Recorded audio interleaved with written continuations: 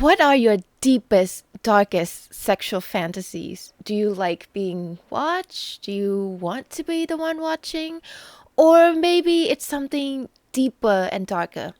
But when does that sexual fantasy cross into red flag territory or dangerous territory? Let's talk about that.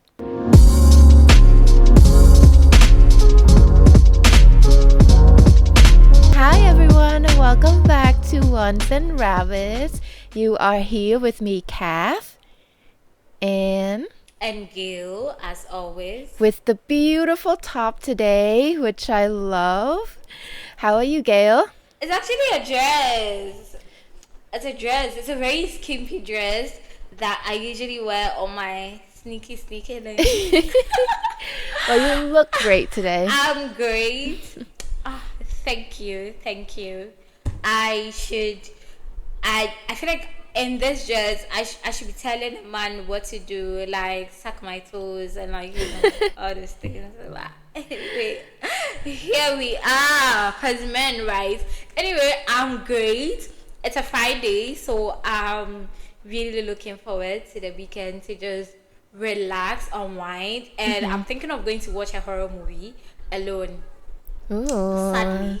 What are you watching? Yeah. Final Destination. I love the franchise. And the sixth one just came out. They are so gory. And I get so scared when I'm watching horror movies. But I don't know, it makes me feel alive. The adrenaline. They're like, See, yes, let's do this. I don't understand people like that because I can't do horror movies. I used to be able to do that when I was younger, but now I'm such a scaredy cat that I can't do horror. But I don't know, when I talk about horror, I don't mean thriller. I don't mean gory movies. I mean supernatural stuff, like scary stuff. We're talking The Conjuring, those movies. I can't do them. But when it's Yeah. thriller, gory, I can kind of do them when I'm not watching them alone. Yeah. Right, but have you seen any of the Final Destination I have. movies? I've seen like a few of those. I don't know. I don't know if I classify them as horror. Are they horror or are they just thriller? What do you think? I think they are, I don't know, like a mix. It's a thriller and a horror. Do you watch supernatural, like ghost stuff? Yeah, I do. I like The Conjuring. I like exorcism, like all those things. I really like them. Can't relate. You don't? No, I can't relate. I get too scared. Oh, I do. I get so scared. So sometimes when I'm watching, I'm like, but I'll still watch. I have to watch. Even if I have to cover my eyes at some point, I'll still watch. So I just love them. It gives me a high. Like I don't think I'm usually very adventurous in like trying things. I think my boyfriend will probably say that's a lie, but You know yeah. what? So I'm not going to say I'm not adventurous. Maybe that's your dark fantasies. Now, moving back. To be in a horror movie. Yeah, moving back, a smooth transition into our topic. Somewhat smooth. Dark sexual fantasies. How would you classify a sexual fantasy as dark, in your opinion? Dicey, because I love fantasies. I love everything sexual, and I love everything like sexuality and all that. But I think that dark fantasies are basically like, so first, fantasies are sexual thoughts, right? They are not things that are actually happening. They are things that you think of and you think, oh, maybe I would like to experience this. Like, there are simulations in your head. It doesn't necessarily mean that you want it to happen to you in person. So for instance, one of my dark fantasies is Oh no. I had to, because TMI, and it's twisted. Like, I want to be kidnapped, and then like my kidnapper is hot, and so like we do a lot of like nasty stuff, and then he changes his mind and he takes me back home because like Reasons. our encounter was so great. I want a stalker. I want someone to stalk me, like a hot guy to stalk me, and then like we have an amazing time. I want someone to break into my room. Okay, extreme TMI right now, because like now I'm thinking, what if someone watches this and decides to act out my fantasies for me? But like basically, fantasies involve like making up scenarios in your head. Usually they are taboo, they are forbidden, they are things that when other people, there are things that if you tell other people, they might look at you like, is this person okay? Yeah. Do you have, I don't know, maybe you are traumatized or things like that, because a lot of times people also people sort of lump people having dark sexual needs and all those too. Oh, you probably had childhood trauma, like you're probably sexually assaulted as a child and all that. So it's, yeah, dark fantasies are usually like taboo, forbidden. There are things that normally, I hate the word normal, but like we have to use it. There are things that Yeah. normally a lot of people will not do and people will frown on. Basically, those are dark fantasies. What about you? So I actually had to try to really dig into what I would consider to be dark fantasies, because I know that fantasies are something that people fantasize about. Essentially, it doesn't necessarily mean that they want it to happen in real life, but then I also try to Yeah. be as dark, like to think as dark, as taboo as possible. And the reason why I wanted to bring up this topic was because there have been some concerning talks about men having these dark fantasies and how it might spill over into real life. So I actually went and I look up some fantasies that are considered to be dark and to be dangerous, and I also want to know what you think about this. So some of the fantasies include the fetish for disfigurement and or permanent bodily injury. So this is where, yeah, disfigurement. The fetish of ripping off your dick or having it dismembered, and this has actually spilled over into real life, because there was this guy who had this fetish, who had this fantasy, and then he acted out on it, and then he did have his dick ripped off, cut off in this case. The fetish of becoming an amputee. So apparently it's common. The fantasy of losing your lower leg, your limbs, or anything like that. Bug chasing. Bug chasing is when an HIV negative person seeks HIV. That's bug chasing. And you're shocked. The fetish for groping people in crowded places. So that's another one. The fetish of touching people when they sleep. That's a little bit more common. That's a little less dark Yeah. than the rest, Yeah. right? Yeah. And the other one is the fetish for pubescent children. Or we can just call it pedophilia. Mm. Yeah. Yeah. The fetish for corpses, necrophilia. Um, Necrophilia. Oh. the fetish for accidents, tragedies, and disasters. So they get aroused watching car crashes, house fires, collapsed bridges, natural disasters. And I have heard about this one particular case on Reddit, where this person said that he was dating this girl who was watching like car accidents on YouTube for fun, and then she got turned on by that, and then she wanted to have sex with him while watching all of that. So yeah, it's a thing. A fire fetish, so they get turned on. It's called like philiacs. So they get Yeah. turned on by Yeah. starting fires or seeing open flames. I think I've read books or watched like those criminal shows where in some cases as they set the fire, some of them even stand there to like masturbate and leave because yeah, it heightens their sexual experience. Yeah. The other one is vor, so it's vorophilia. So it's when you get turned on at the idea of eating another person's body parts or being eaten. So cannibalism. Um, and then there's the crush fetish. It's animal abuse, essentially. They get aroused watching people crush small objects, insects, and animals. So that's crush. There's also the sexual assault fetish. Okay, we listen and we judge. We listen and we judge because some of the things I'm hearing, cut. Suicide fetish. So they get turned on by the idea of them committing suicide. The fetish for non-human animals, bestiality, and the murder fetish. So, homicide, the sexual arousal for killing someone. So, Gail, you said that sexual fantasies are something that people think about as taboo and all of that.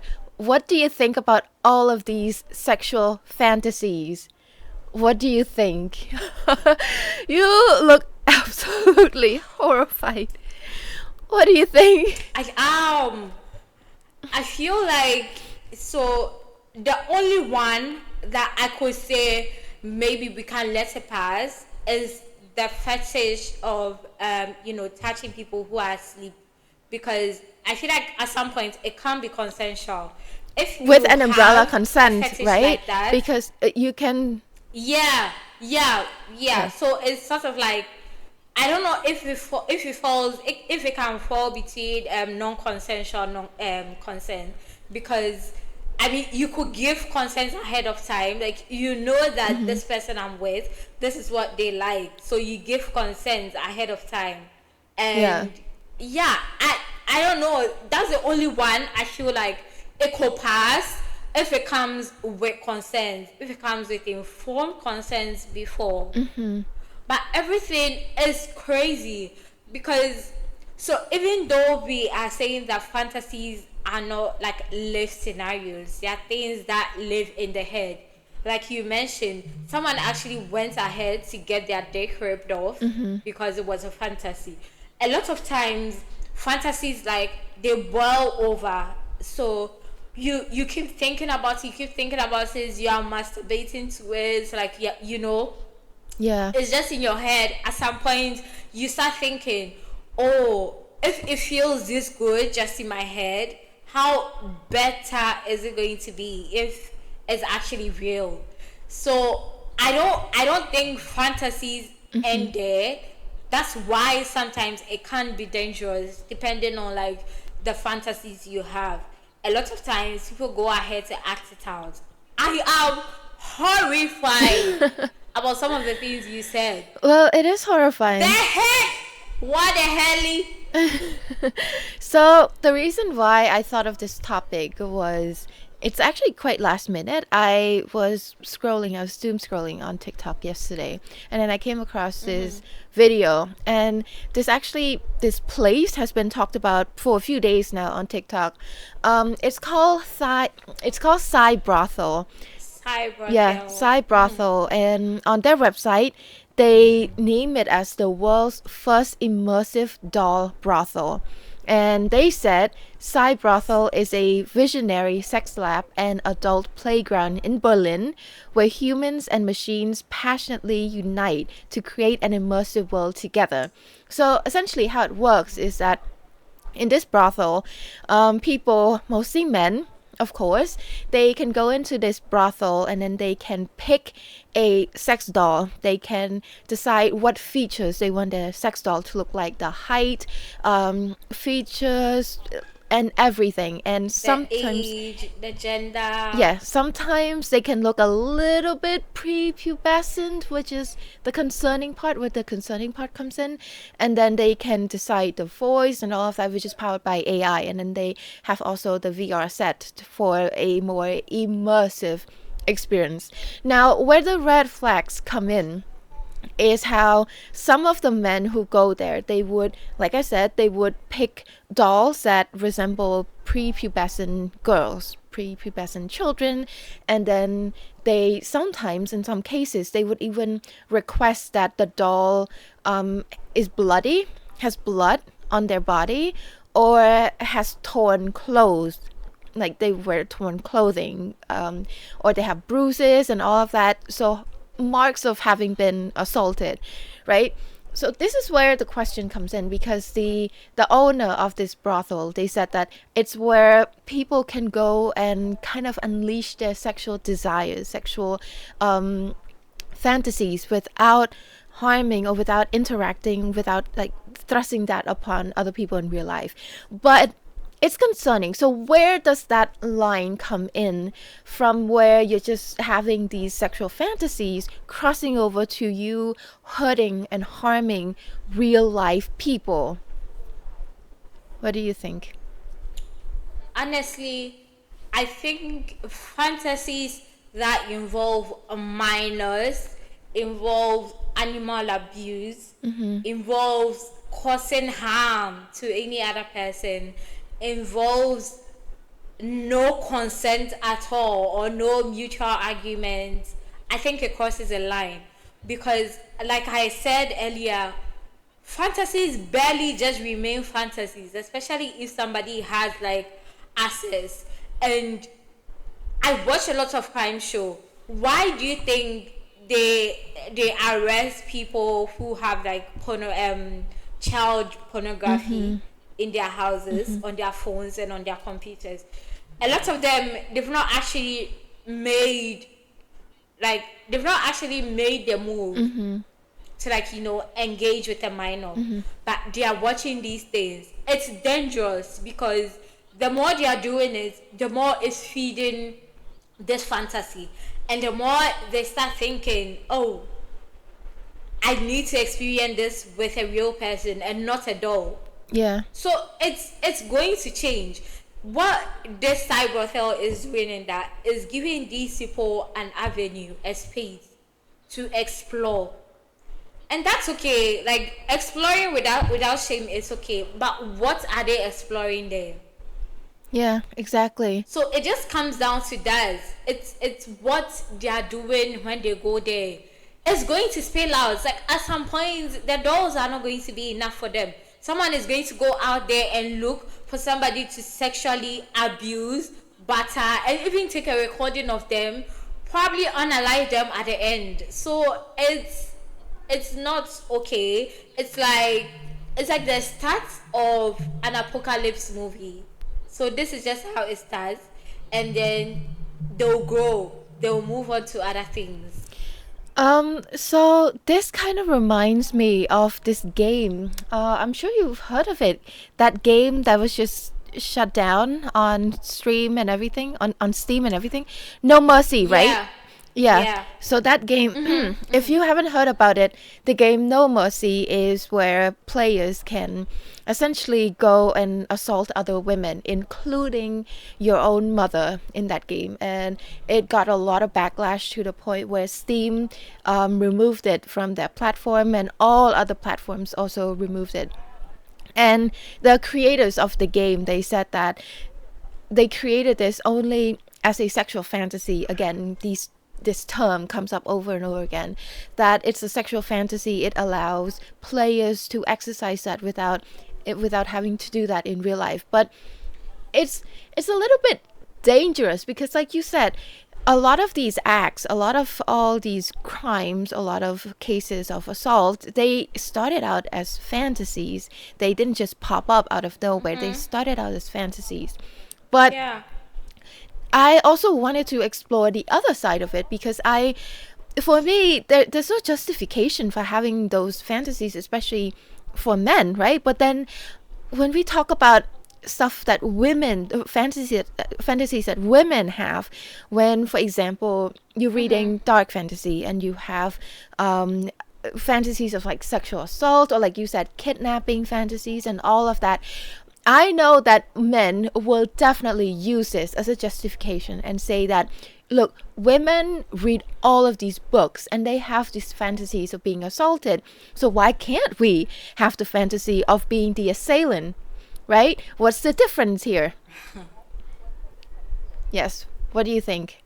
So, like, it takes me back to misandry, which I don't think is a It's thing, not a thing. and misogyny. Yeah, exactly. And misogyny.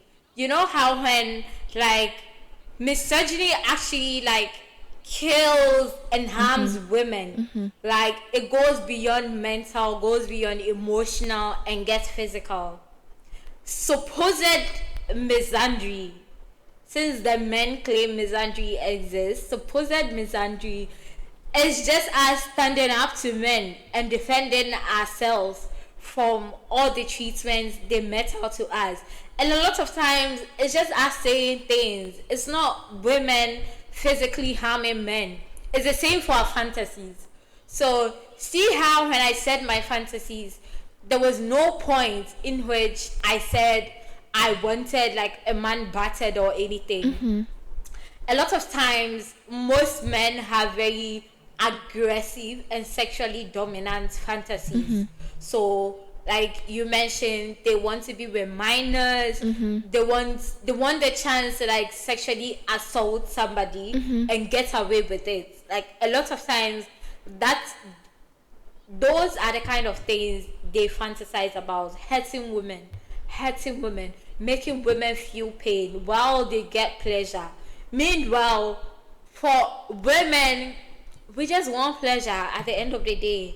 Even if it comes with a little bit pain, not pain that's going to like, immobilize us or Amputate I you. cause harm that is not reversible. Yeah.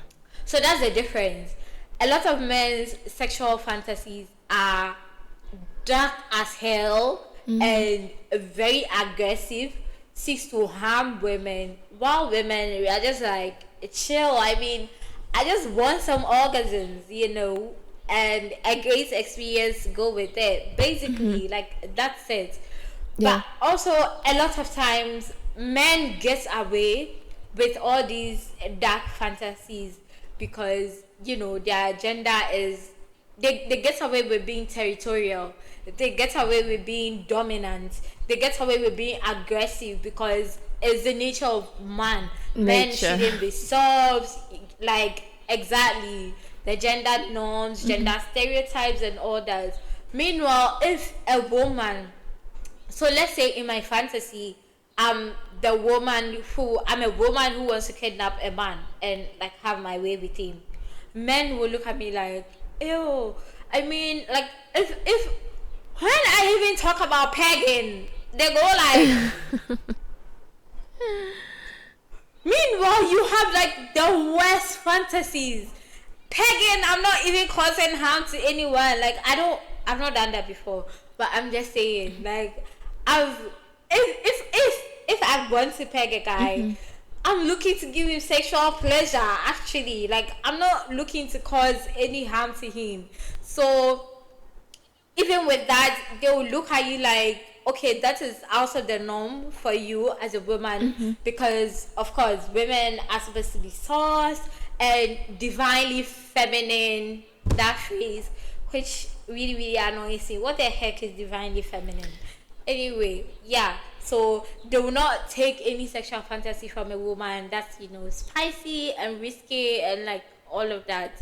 So men just get away with all their fantasies. So I noticed a few What about you? things. I noticed a few things that you said. I feel like when women are talking about their dark fantasies, they're usually things that are being done to us, right? Things that are being done to us, like us Yes. being kidnapped, us being whatever it is. So things are being done to us, which means that we can give Yeah. the Maybe consent. with a dragon Yeah, yeah. So with a split tongue. I mean, humans can also have split tongue. It's like a modification thing. But anyways, so when there are things that are being done to us, it means that we can give consent prior to that. So it's consent, non-consent, right? Yeah. But when men have these dark fantasies, especially the fantasies that I just talked about, they are things that are being done to other people. There are things that are being Yeah. done to Us women.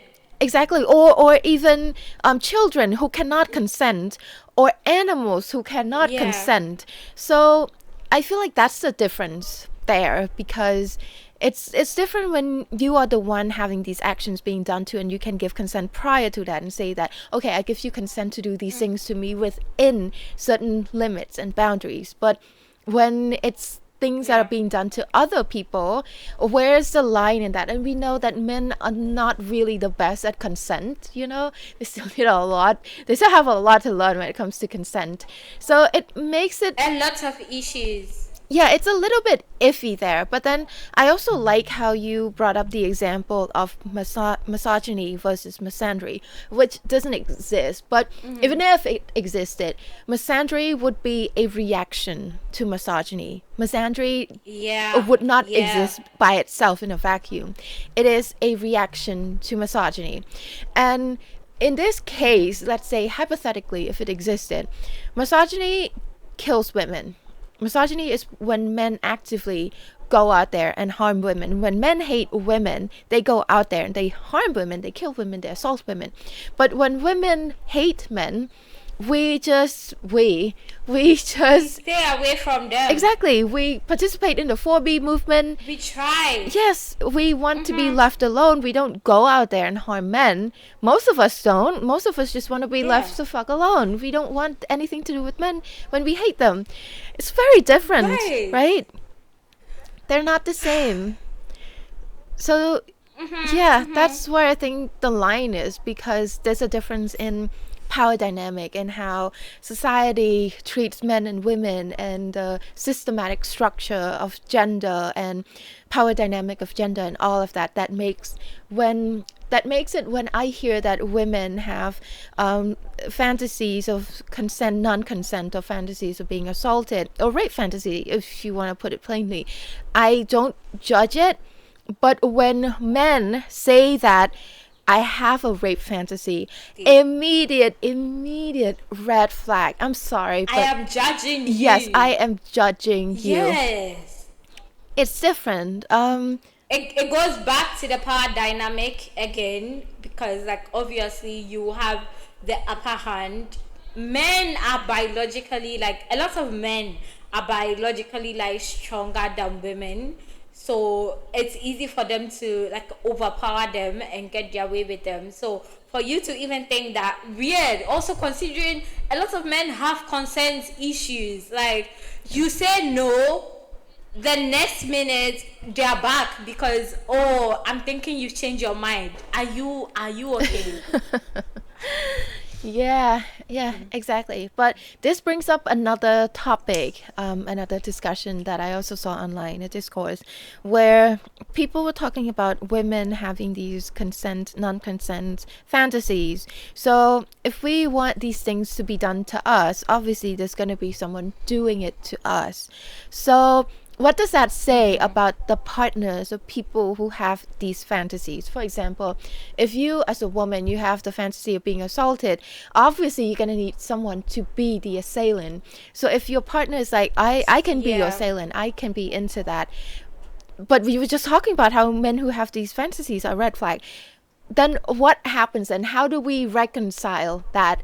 Do these men that are the one participating in the consent non-consent fantasies, are they immediate red flag, or do they have to force themselves to do it just for our pleasure?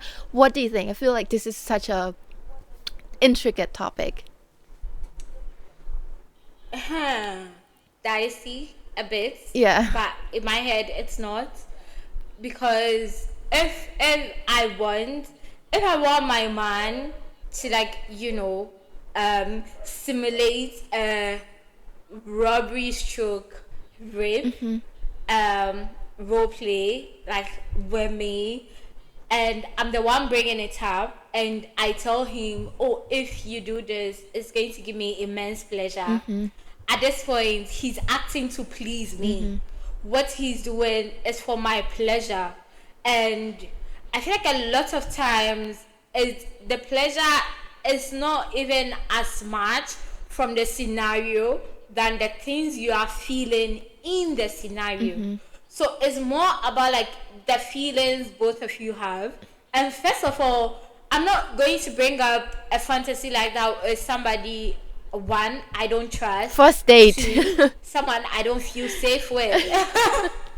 A one night stand. I'm like, hey, you know what? I'm going to give you my key and then you can break it. Hell no, I'm not doing that. So I think that's like the line. The fact that you trust this person, you feel safe with this person, and they are doing something you ask them to do to please you.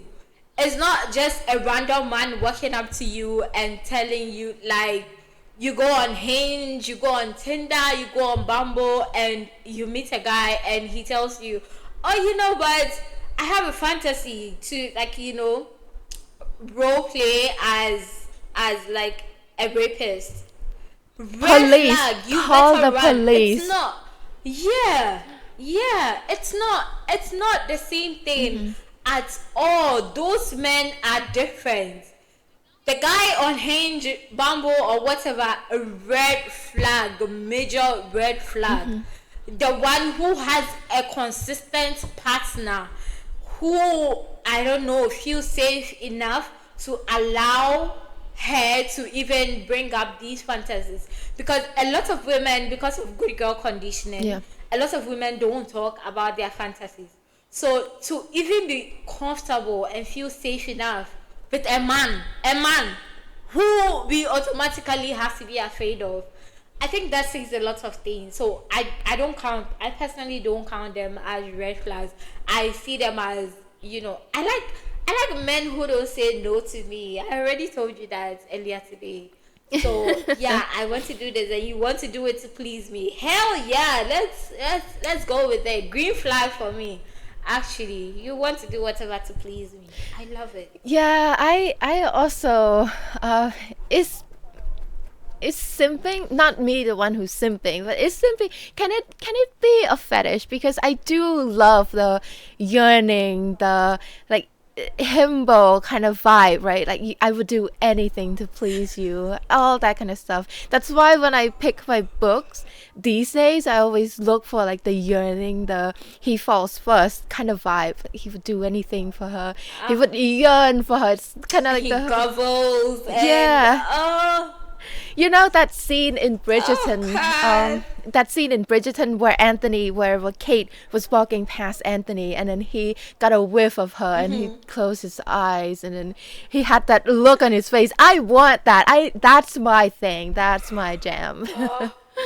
Book and movie boyfriends are so perfect. Oh my god. Like, why can't we have one? For real. Although I don't know. I mean, And we have to, like, I feel like some of the book boyfriends probably would also be red flags in real life. I don't know. in real life, that's true. I think we'll run, actually. Yeah. We'll actually run away from Only them. some. It feels great because, yeah, it feels great because, like, they are in books and they are fantasies and all that.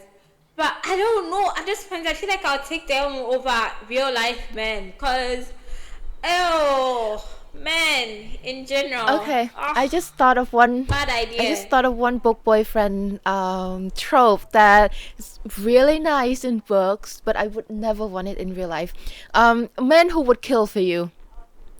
It's great in books, right? Yes! Like, oh, I would burn the world my down for God! you. I would do anything. I would go to war for you. Don't do that in real life. Don't go to war for someone. Don't start wars. Don't kill people. No, don't do that. I don't want that in real life. That's So jail. my Although- current read, he's stalking her, Uh-huh. and I mean they talk. They're like internet friends, okay? But he's stalking her. She doesn't know he's stalking her. And one of the days she was walking home and she says, you know, her area is not very safe and she feels very scared. She thinks someone is following her, and the following day they find someone beaten up, like a battered, It's him. in one of the alleys. It's It's him. him. He was in a mask following her, and he saw someone following her, and he beats the person up bloody. I was swooning. I'm like, oh my god, he's a protector, you know. But in real life, run, Run. run. Yeah, yeah, exactly. So, yeah, that kind of thing is only great, morally gray characters, morally gray book Yeah. boyfriends are only great in books. I do not want to be with a morally gray man. Like you have to not be morally gray. I cannot be with you like that in real life. So, I love them. yeah. Anyways, I think that is all from me. Do you have anything else to add? I know we have a special Reddit section. Yeah, so I found this story which I think her dark fantasy we've actually sort of like touched on. Mm-hmm. So let me just quickly, it's a very long read, so I'm going to try as much as I can to summarize it. So she's this is it's a hair, it's a woman. Mm-hmm. So usually when she masturbates, she has this fantasy of being a teenage schoolgirl and pleasuring his hot female teacher, Mm-hmm. a MILF. So she's herself, but as a younger version, like 16, Mm-hmm. and then she's pleasuring her female teacher, and that usually gets her off. She never like really, um thought about it as weird or anything like that Mm-hmm. until recently. So recently she was masturbating and she had an idea to switch up. So she became the MILF and she was being pleasured by a young girl. Hmm. And she said in the moment she was already horny, Mm-hmm. so like great, she went with it and it was perfect. But post nut clarity, she started thinking, okay, now maybe this is weird because Mm-hmm. I just fantasized that I was with a younger girl, a 16-year-old girl. Mm-hmm. And so she's on Reddit asking for opinions like, is this something she should be worried about Mm-hmm. or should she not deep it? What do you think? Should she deep it? Should she look for help?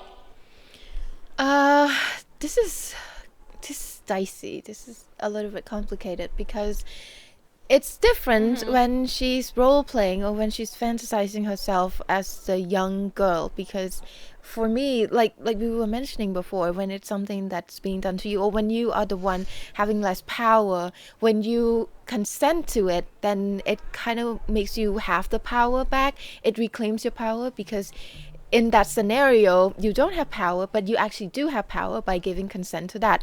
However, when it's different, when the role is reversed and you're the one with the upper hand, you're the one with the bigger power dynamic, and you're doing something to someone with who has a lower power dynamic than you, it's I don't know.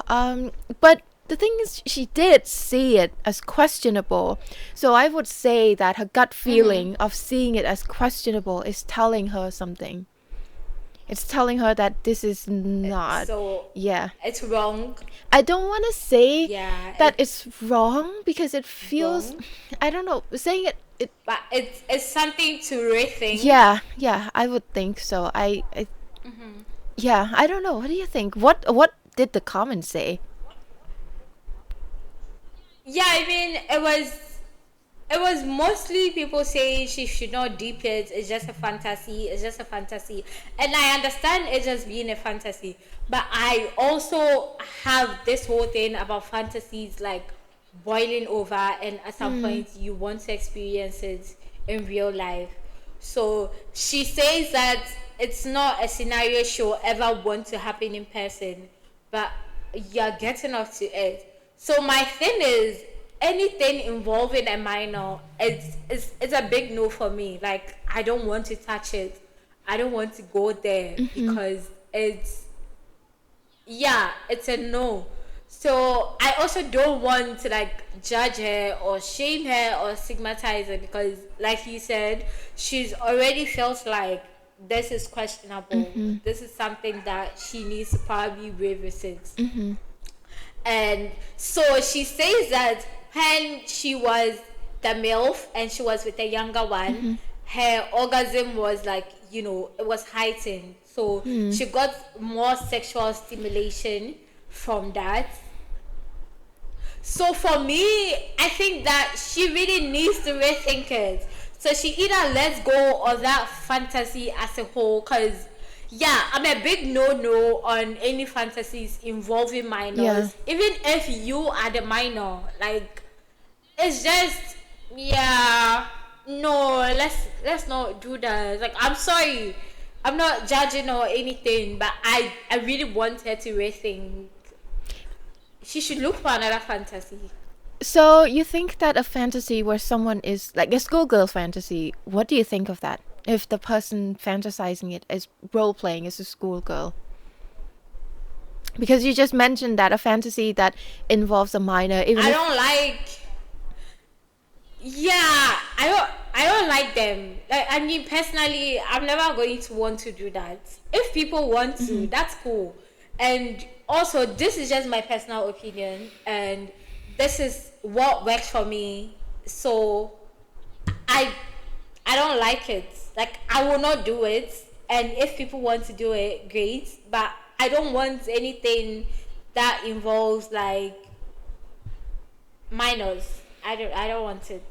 yeah, that's true because children are vulnerable Because and I feel like extremely, and as yeah, a grown woman, why am I infantilizing myself and putting myself in a situation that a lot of actual minors are going through? And yeah, but anyway, as long as there's consent, as long as you're enjoying it. But personally, I'm not going to, like, I will not. If a guy ever brings that up to me, yeah, well, done. yeah, that's a red flag when a guy is doing that. Uh, Yeah, and a lot of guys actually like that. yeah, I think so. That's when my red flags about playing role playing as a schoolgirl comes from. A lot of times, it's actually not the women asking to role play as a schoolgirl. it's a man. Men, a lot of men's fantasies, yes, is role playing as like schoolgirl, as a nurse, as positions that are subservient, positions that like makes you feel lesser already. So yeah, hell no. My light just went off because the government hates us. So yeah, just going to wrap this up real quick. Yeah, I was just saying that Lolita is a big fantasy, right? So I do see the whole schoolgirl and all of that, but yeah, I do find it problematic as well. I when I was mentioning what I was mentioning before, I try not to be judgy, but I don't. I think it's a slippery slope, to be honest. Schoolgirl fantasy, anything that involves minor, it's a slippery slope, even if it's a fantasy of a minor. Anyways, let's wrap it up. Yeah. So, anything else you want to add? Uh, just that, I mean, we should be safe out there. Rethink your fantasies. But also, don't feel ashamed about like your sexual needs. As always, as long as it's not harming another person or an animal, or it comes with like no Children. consent and children, you are good, you are safe. And as a feminist, you are allowed to have submissive fantasies. It does not make you less of a feminist. We have an episode on this. If you want to go watch that, just embrace your sexuality, embrace your wants, and embrace your needs, but do it in a very safe way, because part of being a feminist is also coming together for like other groups of people that are oppressed by society, by men and all that. And I believe children are part of this. So is your fantasy safe? Are children safe in your fantasy? If they are not, babes, you need to rethink that fantasy. And do not let a man force you into a fantasy that you personally would never have agreed to. They are your own person. Own Yeah. your power, girl. Okay? That's it from me. Yeah, What about and you? I think this is a very important question, very important discourse to have, and an ongoing one, because as technology progresses and Yeah. AI enters the picture, fantasies can be made a reality for a lot of people. Mm-hmm. So they get the chance to explore their deepest, darkest fantasies that will involve other people in harmful acts. Yeah. So we need to keep on having this conversation, especially as the rampant of incel culture, of red Mm-hmm. pill culture, misogyny, and all of that. So this is something that we should definitely keep an eye on going Yeah. forward. All right. So if you enjoyed this episode, you can find us on all social media platforms at It's Ones and Rabbits, and you can listen to our podcast on all podcast apps. And don't forget to subscribe. Thank you for watching this episode, and we'll see you next time. Yeah. Bye. Bye, guys.